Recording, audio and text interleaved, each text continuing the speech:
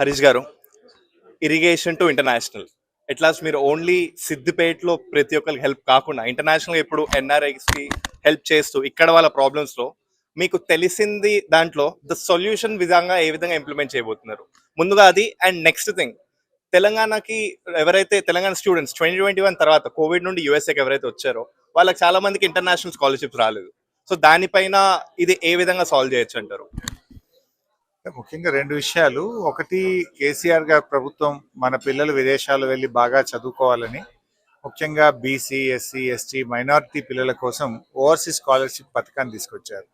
20 లక్షల రూపాయలు గ్రాంట్గా బీఆర్ఎస్ ప్రభుత్వం ఇచ్చేది. ప్రభుత్వం మారిన తర్వాత అప్పటికే వెళ్ళిన విద్యార్థులు ఫస్ట్ ఇన్స్టాల్మెంట్ 10 లక్షలు బీఆర్ఎస్ ప్రభుత్వం ఇచ్చింది. రెండవ ఇన్స్టాల్మెంటు ఇప్పుడు వచ్చినటువంటి కాంగ్రెస్ ప్రభుత్వం ఇవ్వకపోవడం వల్ల పిల్లలు చాలా ఇబ్బంది పడతా ఉన్నారు.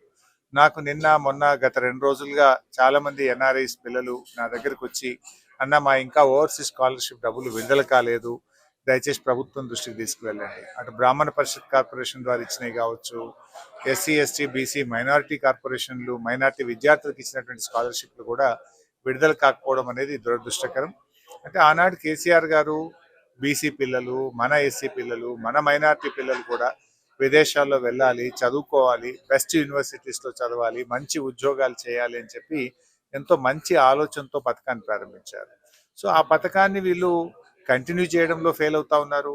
ఇప్పటికే వెళ్ళిన విద్యార్థులకు రెండవ ఇన్స్టాల్మెంట్ అందించడంలో ఫెయిల్ అవుతా ఉన్నారు. కొత్తగా కూడా ప్రతి సంవత్సరం పిల్లల్ని సెలెక్ట్ చేసి పంపడంలో కూడా ప్రభుత్వం తీవ్రమైనటువంటి నిర్లక్ష్యం చూపుతా ఉంది. ఇది నిజంగా చాలా బాధాకరం. తప్పకుండా ఈ అంశం మీద మళ్ళీ రాబోయే శాసనసభ సమావేశాల్లో బీఆర్ఎస్ పార్టీ పక్షాన ప్రభుత్వం మీద ఒత్తిడి చేస్తాం, పిల్లలకు మేలు జరిగే విధంగా ప్రయత్నం చేస్తాం. చిన్న ర్యాపిడ్ ఫైర్ సార్, మీకు హైదరాబాద్ బిర్యానీ నచ్చిందా, న్యూ జెర్సీ బిర్యానీ నచ్చిందా?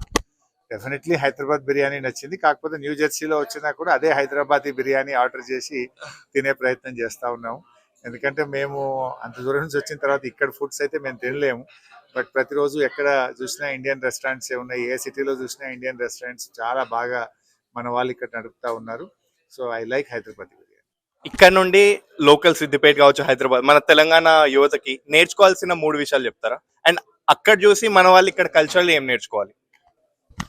బేసికల్లీ ఇక్కడ చూసి మన వాళ్ళు నేర్చుకోవాల్సింది time punctuality, value of time అనేది చాలా చాలా ఇంపార్టెంట్. మనము టైం మేనేజ్మెంటు, టైం ఎఫిషియన్సీ అనేటువంటిది అందరం కూడా నేర్చుకోవాలి.